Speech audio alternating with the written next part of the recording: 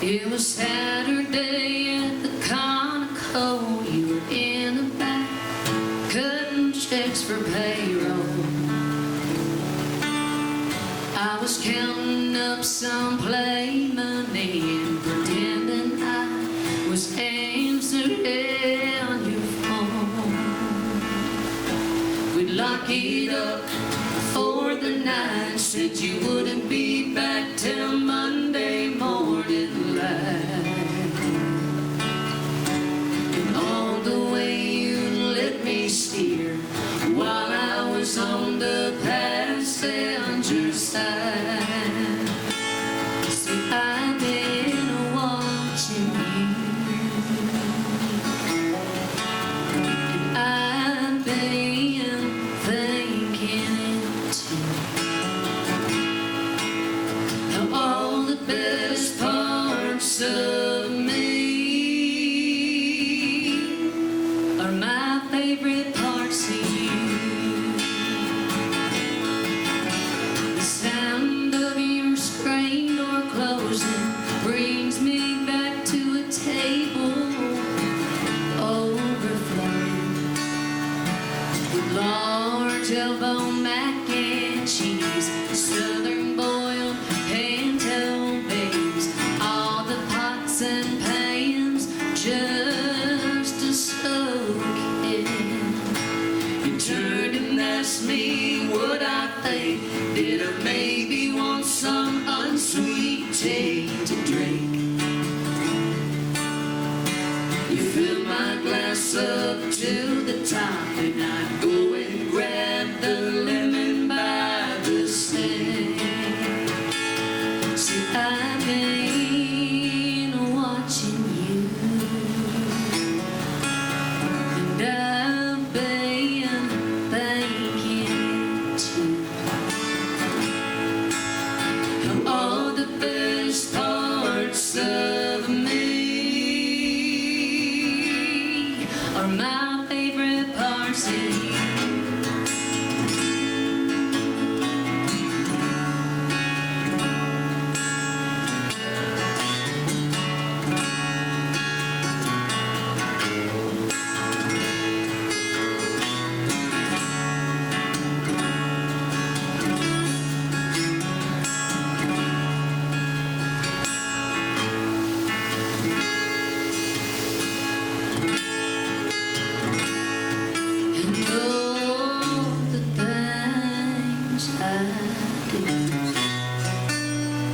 They remind me of you.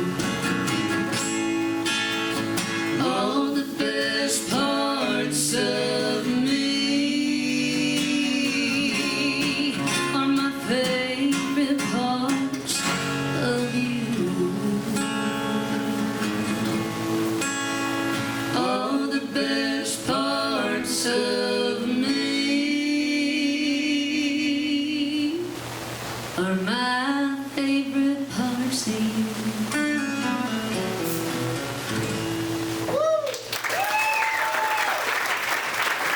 Thank you. That was her favorite song. I love the line, go and grab a lemon from the sink. That's so cool. She loved her own sweet tea. All the, I can just literally picture all that. Right on. And the way you're playing guitar on that too. Great. Yeah. You guys, I found a video on YouTube of a van being constructed, and I was just wondering if you guys are still, is that what you guys are in right now? Parked out front. Parked out front. We give it tours afterwards. It takes 2.5 seconds. How's the van life? It's good. We used to tour without a van, and it made it a lot more difficult. I tell you what, just being able to drive as long as you can drive till you get tired, and you can pretty much stay anywhere. And it's like a home. You bring your home with you. There's a kitchen in there, and eating area, and everything that you would need. So you're not always eating out all the time, and cooking food in there, and sleeping in there. There's a queen bed in there. So it works out really well. This was primarily a fiscal decision? Yeah, but also it's just, we used to drive our Jetta, and then every night after a show, I'd be on Priceline looking for the cheapest hotels, and then you'd have to find the cheapest, find out exactly where it is, does it work in your routing, you know, just all of this annoying stuff every night after a show. And that was just like, just drive as long as you want, and then pull over. Right on. I saw you guys yesterday at the Pollard, and it was great show. You guys were talking about Rwanda a little bit, and I was wondering if you could give us a little more information about how you guys made your way over there, kind of expand on what you were talking about this time a little bit. Yeah, so Kassie first went on a trip to Rwanda, and she went on, in Africa, and she went on a music missions trip. And I didn't go with her on that one. That was probably 10 years ago. And in your own words, you were so affected by the trip that you wanted us to go back, and we went back 6 months later to the same place. And we always would go with the same organization, and it was an organization that focused on visiting a couple particular orphanages over there in Rwanda. And one of them was called Noel Orphanage.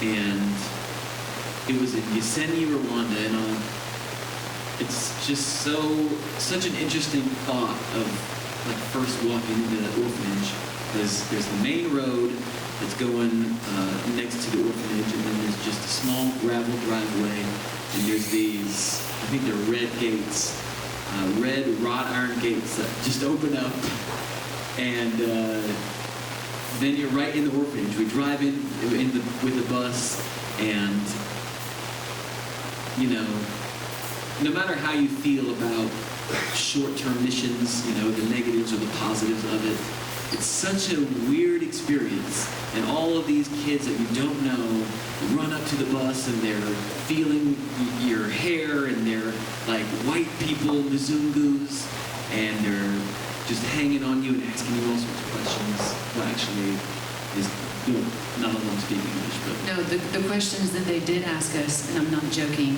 do you know Justin Bieber? Do you know Obama? And do you know Oprah? And I was like, y'all got it twisted. We are not on that level. No. So it's just such a wild experience, and we were able to go back 7 times to Rwanda and build somewhat of a relationship with these same kids every time we would go back. And so it was a really cool experience to be able to do that.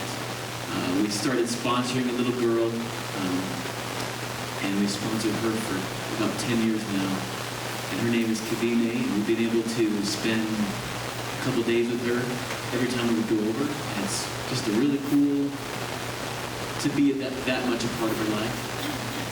And yeah, it's just a beautiful country. Were you guys doing just basically musical stuff, or what would a typical day look like? There was a music focus, but it was also, the main goal of the organization was just visiting these kids. And we would play games with them. We'd go into the orphanage for a big chunk of the day, and then we might move to another one. But we would play a lot of games with these kids. We would play a lot of music with them, do some crafts and whatnot with them.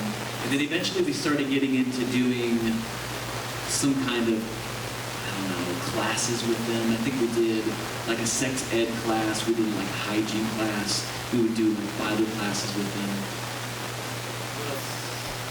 Yeah.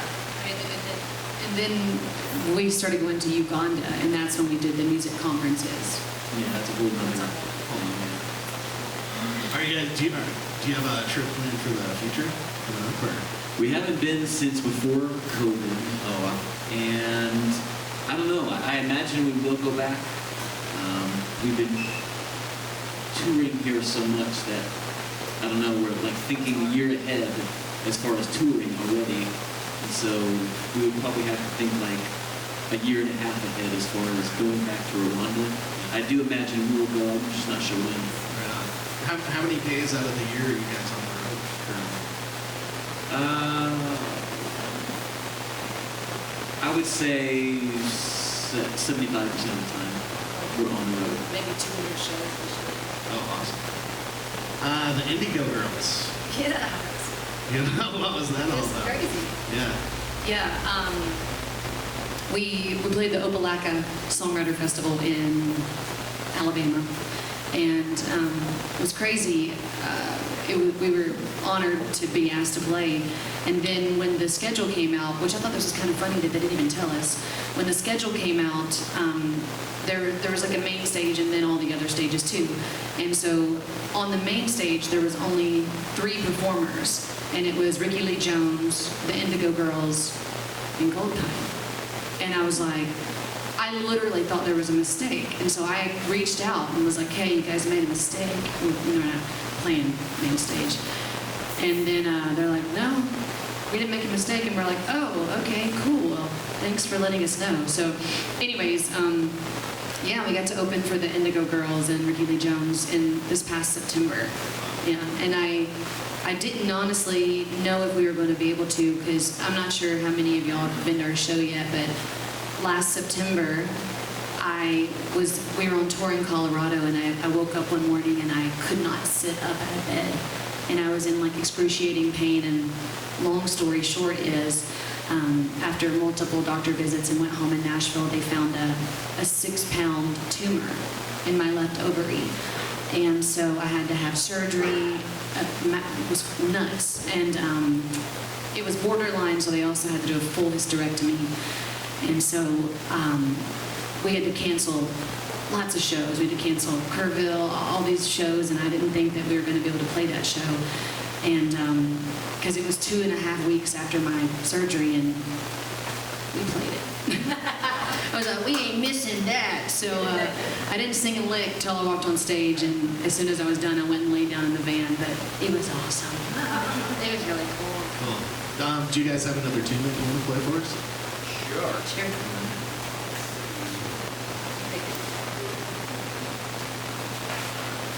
Well, speaking of Rwanda, I'll play a song that was inspired by Rwanda.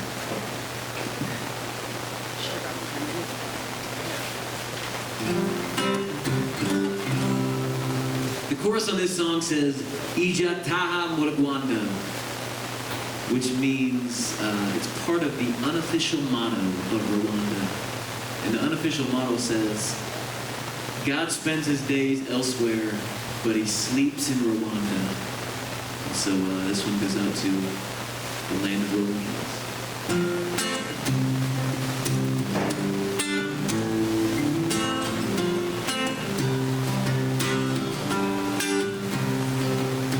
Land of rolling hills, roll over me and put me on the road that leads to the ship.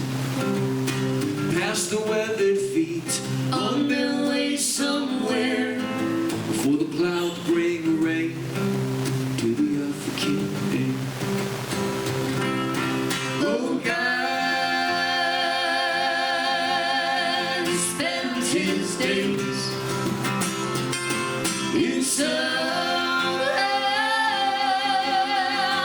other place. Rijata Muragwanda.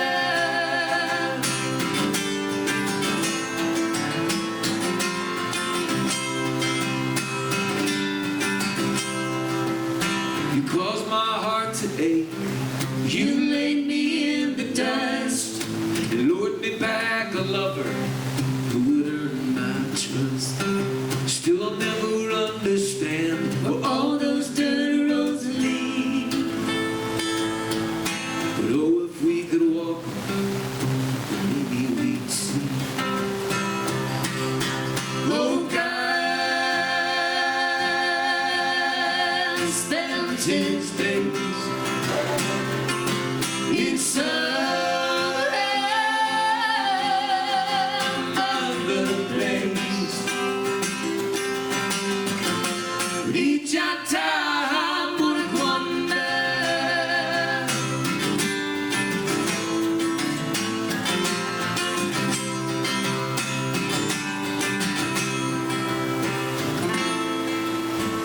This is where Kassie plays a great harmonica solo.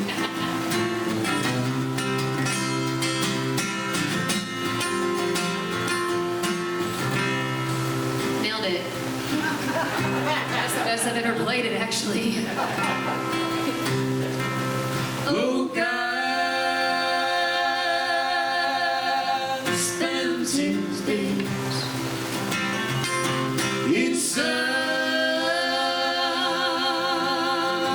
other place. Ijatahamul wonder,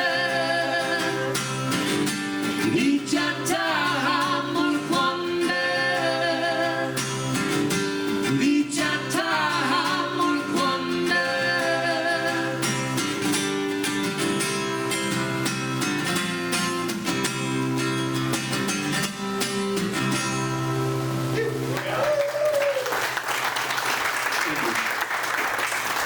If people want to